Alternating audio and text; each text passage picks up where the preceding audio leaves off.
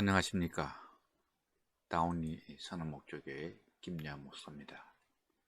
오늘은 성령으로 세례를 받으리라는 제목을 가지고 여러분과 함께 은혜를 나누기를 원합니다.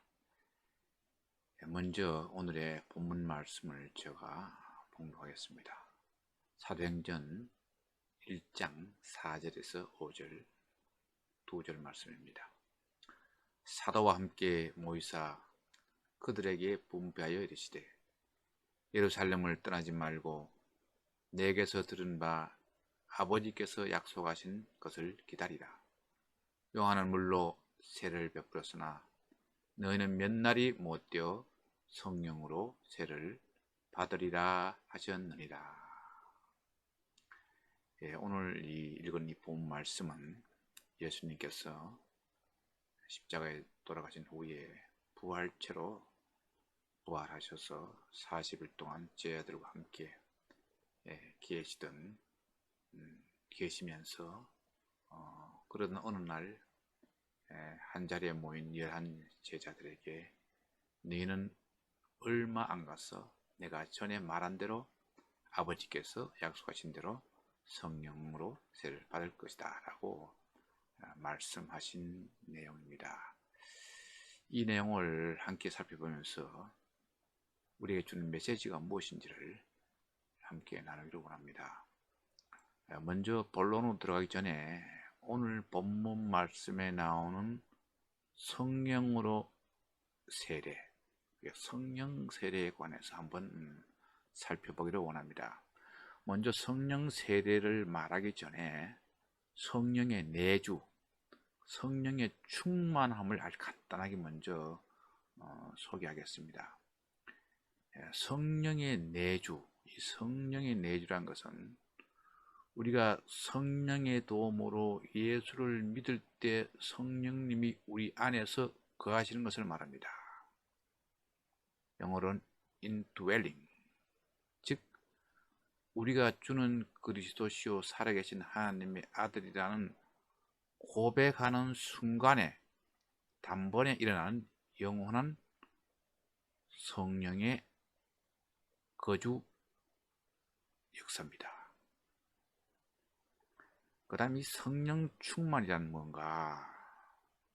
성령 충만이란 우리 속에 내주하시는 성령이 우리의 심령 전체를 지배하는 것을 말합니다. 즉 우리의 마음속에 왕자 자리에 우리 자아를 대신해 성령님이, 예수님이 우리의 자의 왕자에 앉아있는 것을 말하고 전적으로 그 성령님께 복종하는 삶을 말합니다. 그 결과로서 또 성령의 9가지 열매가 주렁주렁 달리는 상태를 성령 충만이라고 말합니다. 이 성령 충만을 위해서는 우리의 결단이 필요할 때가 있습니다. 우리 성령님도 인격체이기 때문에 우리가 결단할 때 같이 역사하십니다. 그리고 성령 충만은 성령이 내주하는 자들에게만 임합니다. 이 성령 충만을 2가지로 설명할 수 있는데 오늘은 간단하게 이렇게 설명하겠습니다. 2가지는 다음에 시간이 있을 때 한번 설명하겠습니다. 그 다음에는 이 성령 세례는 무엇인가? 이것이 우리 요즘 지금 교계에서도 아주 핫 이슈가 되는 문제인데요. 이것에 대해서는 많은 그 신학자들 사이에 혹 각 교단마다 주장한 것이 저마다 견해가 조금씩 다릅니다. 예를 들어서 오순절 계통의 그 은사주의 교단들이나 그 신학자들은 예수 믿고 나서 다시 하늘에서 임하는 능력의 세례라고 주장을 합니다. 그리고 이것은 반복적으로 부어진다고 이렇게 말합니다. 그것의 상징으로 방언 은사를 표징으로 삼고 있습니다. 그 오순절파 그 교단들은 오늘 본문에 나오는 그 예수님이 제자들에게 너희는 몇 날이 못 되어 성령으로 세례를 받으라 라는 이 오늘 본 말씀에 근거해서 예수님이 이미 중생한 제자들에게 성령을 받으라고 명령하셨다고 주장합니다. 즉 다시 말하면 11 제자들은 이미 구원을 받았고 성령의 내주가 있었고 성령의 세례는 중성 회심 이후에 오는 또 다른 성령 받음이라고 이렇게 주장을 합니다. 그러나 개혁주의 장로교 계통에서는 이런 가르침과 교리를 받아들이지 않습니다. 이 교단들은 고린전서 12장 23절에 근거를 해서 우리가 유대인이나 헬라인이나 종이나 자유인이나 다 한 성령으로 세례를 받아 한 몸이 되었고 또 다 한 성령을 마시게 하셨느니라는 이 말씀에 근거를 해서 성경은 죄인이 구원을 받아 예수 그리스도께 접붙임을 받는 일 그 자체가 성령의 세례라 이렇게 말합니다. 그래서 신자는 모두가 성령 세례를 받은 자들이다. 더 이상 성령 세례, 성령 받음을 받을 필요가 없다라고 견해를 주장합니다. 또 하나의 주장은 이 성령 세례를 두 가지로 해석하는 견해입니다. 즉 사역적 성령 세례와 구원적 성령 세례를 구분합니다. 즉 사역적 성령 세례라는 것은 오늘 본문에 나오는 그 오순절 성령 세례로서 이미 구원받은 자가 사역을 위해서 성령이 임하여 그들은 귀에 들리고 눈에 보이는 영적 현상을 경험해서 담대히 복음을 전하는 데 도움이 되는 성령 세례를 사역적 성령 세례라고 말합니다. 그 예로 베드로와 그 포함한 그 120 문도들은 모두 방언을 받고 베드로는 아주 담대하게 복음을 전파했다는 것을 예를 들고 있습니다. 그래서 사도행전에서 말한 성령은 구원과 관련된 성령이라기보다는 아주 경험적이고 사역적인 성령, 그러니까 Ministerial Holy Spirit이라고 이렇게 보는 견해입니다. 그 다음에 이 구원적인 성령 세례는 조금 전에 읽어드린 대로 고린도서 12장 13절 근거로 해서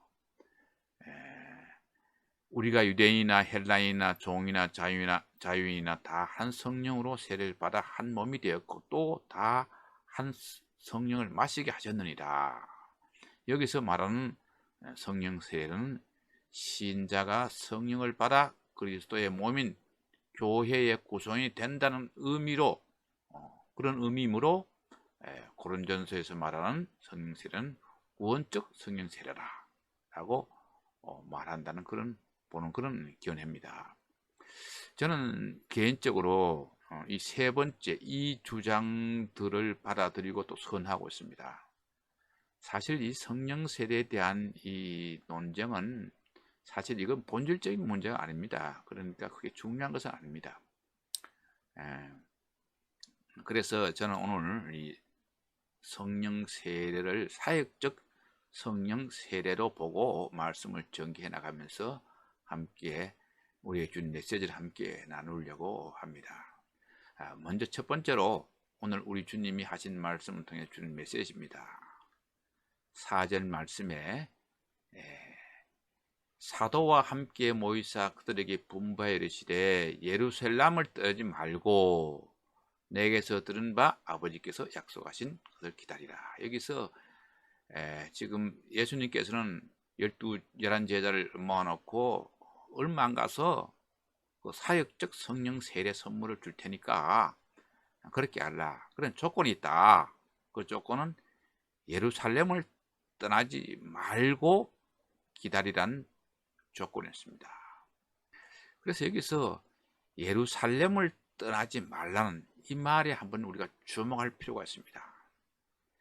예루살렘은 솔로몬 왕이 성전을 건축한 장소이고 아브라함이 이삭을 번제로 드리기 위해 갔던 장소입니다. 그리고 이삭의 번제를 통해서 예수 그리스도의 희생을 미리 보여주는 주신 그 하나님께서 이삭을 바친 곳입니다. 또한 예루살렘은 여호와의 말씀이 나올 곳으로 예언된 곳이기도 합니다. 이사야 2장 3절, 미가서 4장 2절 말씀입니다. 그리스도께서 십자가에 못 박혀 죽으신 곳이기도 합니다. 그러므로 예루살렘은 진리의 중심지로서 아주 그 신학의 터전으로서 중요한 의미를 가지고 있는 곳입니다.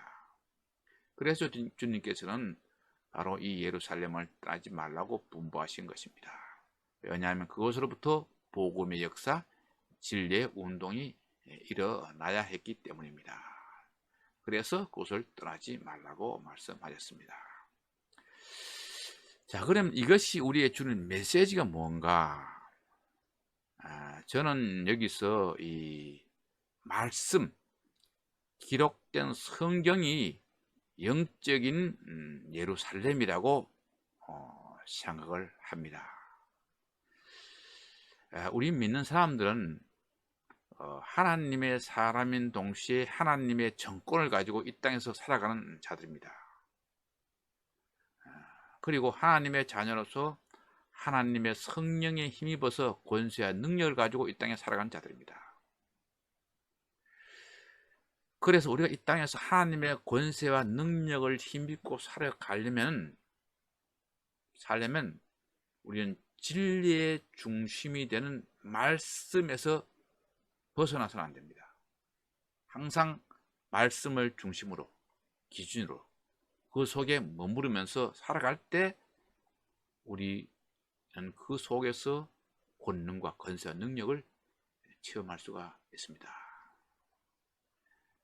그리고 이 능력과 권세를 받고 살려면 매일 말씀을 묵상하면서 기도하면서 하나님의 임재와 나에게 개인적으로 주는 응답과 인도하심을 기다려야 된다는 그런 말입니다.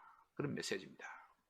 그래서 우리는 말씀을 중심으로, 말씀을 기준으로 말씀 속에서 살 때 영적인 파워가 형성되고 바른 길로 갈 수가 있는 것입니다. 그래서 우리는 말씀 속에 머물러 있어야 됩니다. 우리는 말씀을 통해서 충격을 받고 깨달음을 받습니다. 그때 진정한 변화가 일어납니다. 왜냐하면 말씀 속에 능력의 파워가 있기 때문입니다. 그래서 모든 것이 말씀 속에서, 말씀 중심으로 그 속에서 머물러서 있어야 됩니다. 바른 복음이란 뭔가? 성경 복음입니다. 성경에 바탕 없는 복음은 바른 복음이 아닙니다. 바른 신학이란 뭔가? 성경 신학입니다. 성경에 바탕 없는 신학은, 성경을 벗어난 신학은 바른 신학이 아닙니다. 바른 신앙이란 뭔가? 성경 신앙입니다. 성경 속에 머물러 있는 신앙, 그것이 바른 신앙입니다. 디모데후서 3장 16절 이하 말씀입니다. 모든 성경은 하나님의 감동으로 된 것으로 교훈과 책망과 바르게 함과 의로 교육하기에 유익하니 이는 하나님의 사람으로 온전케 하며 모든 선한 일을 행할 능력을 갖추게 하려 합니다. 베드로전서 1장 23절 이하 말씀입니다. 너희가 거듭난 것은 썩어질 씨로 된 것이 아니요 썩지 않을 씨로 된 것이니 살아있고 항상 있는 하나님의 말씀으로 되었느니라. 그러므로 모든 육체는 풀과 같고 그 모든 영광은 풀과 꽃과 같으니 풀은 마르고 꽃은 떨어지되 오직 주의 말씀은 세세토록 있도다 하였으니 너희에게 전한 복음이 곧 이 말씀이니라.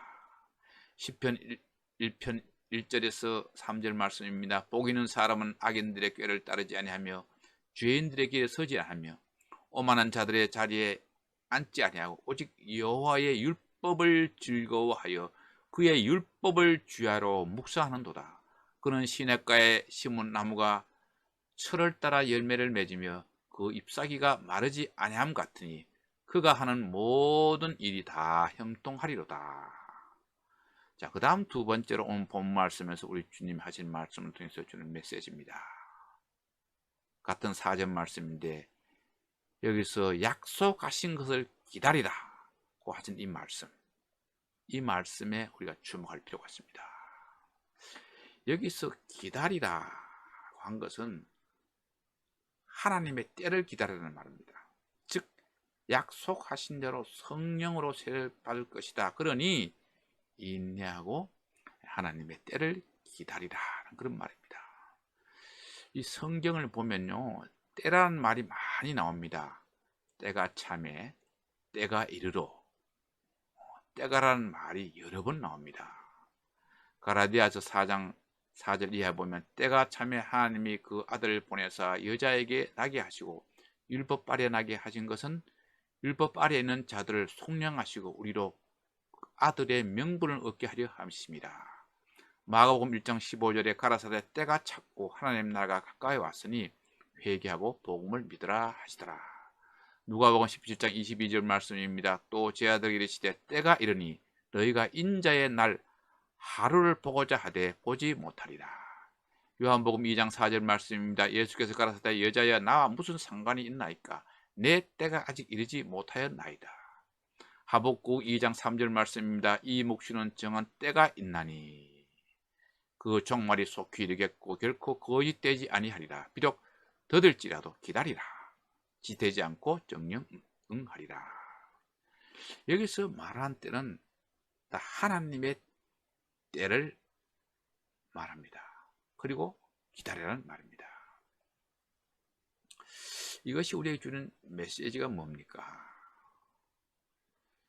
주시면은 하나님의 때를 기다림이 필요하다는 메시지입니다. 어떻게 보면은 믿음은 기다림입니다. 우리는 하나님의 때에 기다림이 필요합니다. 주님의 때에도 기다림이 필요합니다. 기도의 응답에도 기다림의 때가 필요합니다. 하나님의 약속을 기다림에도 기다림의 때가 필요합니다. 축복은 반드시 하나님의 기다림의 시간표가 있습니다.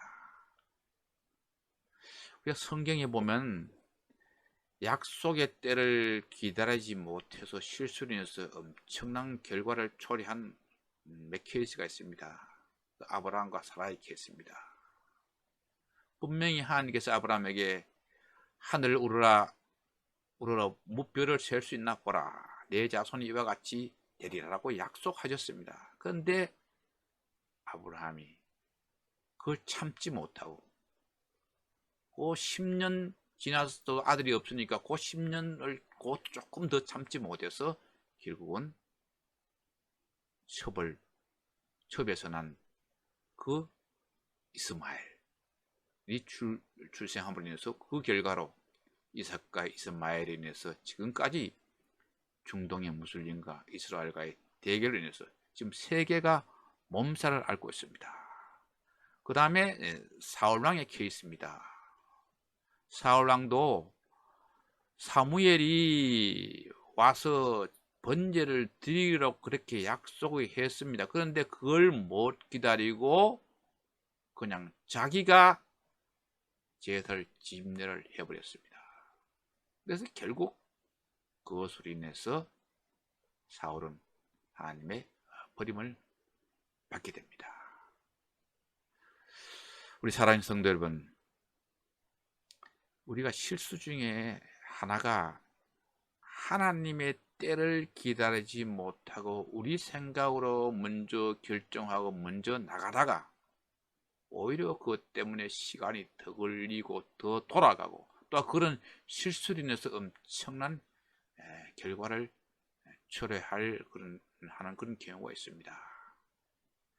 우리 보기에는 하나님 때가 느린 것 같지만 하나님의 때가 온 타임입니다. 가장 정확한 때입니다. 그래서 우리는요, 기다림이 필요합니다.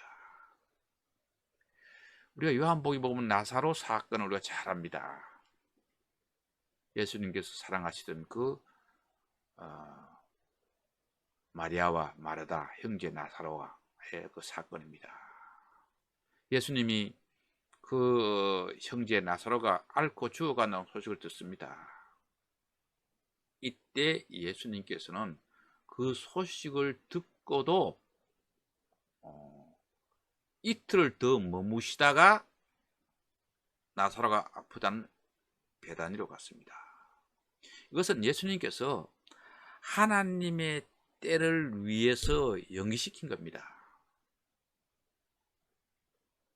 그 자리에 도착했습니다. 슬픔으로 많은 사람들이 지금 슬픔 가운데 빠져 있었습니다. 나사로는 이미 죽었습니다.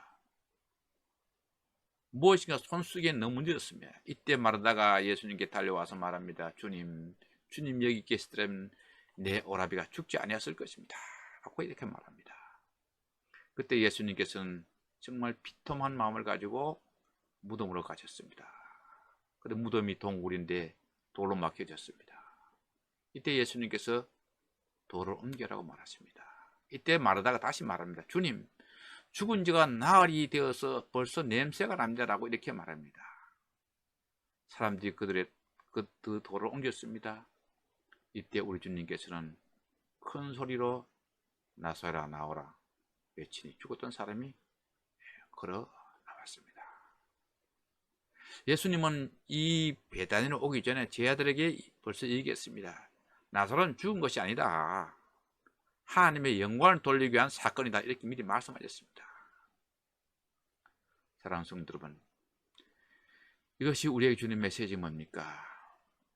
우리의 타임과 하나님의 타임, 주님의 타임이 다르다는 것입니다. 주님의 때, 하나님의 때가 가장 정확한 때입니다. 온 타임입니다. 그래서 우리는 인내와 기다림이 우리에게 필요합니다. 우리가 인내하고 하나님의 때를 기다릴 때, 설을 주하고 기다릴 때 우리 하나님께서는 하나님의 타임에 반드시 해결해 주시고 고쳐주시는 역사를 일으키십니다. 기도는 기도도 응답은 순간입니다. 고난하는 기도도 기적은 순간입니다. 그래서 우리는 기다림, 인내가 필요합니다. 오늘 사도는 예루살렘을 떠나지 않고 기다리고 있었을 때 열 후에 성령으로 그들은 세를 받았습니다. 이 축복이 저와 여러분에게 함께 하시기를 축원합니다. 기도하겠습니다. 지금은 하늘의 영광의 자리를 버리시고 이 땅에 인간의 몸을 입고 내려오셔서 우리 인간들과 함께 생사고락을 같이 하시다가 결국에는 희생양으로서 화목제물이 됨으로 인해서 우리 모든 인류에게 하나님을 만날 수 있는 길을 활짝 열어주신 성자 하나님 우리 주 예수 그리스도의 은혜와 하나뿐인 독자를 아끼지 않으시고 강껏적으로 이 땅에 내려보내셔서 그의 어깨에 너와 나 우리의 모든 죄를 걸머지우셔서 십자가 사형들에 사형시켜주신 성부 하나님 아버지의 지극하신 사랑과 슬프고 외롭고 힘들 때는 위로해 주시고 약해서 쓰러졌을 때는 오셔서 이렇게 세우시며 우리의 구원과 행복과 축복의 성취를 위해서 늘 우리와 함께 동행하고 계시는 성령 하나님의 감동, 감화, 교통, 보호, 위로 인도하심이 오늘 귀한 주님이 주신 메시지를 붙잡고 또한 살기로 작정한 우리 믿음의 성도들의 머리 위와 그들의 가정과 자녀손들과 사업과 직장과 사역 위에 지금부터 영원히 함께 계시기를 간절히 축원하옵나이다. 아멘. 다음 시간까지 안녕히 계십시오. 쏘로.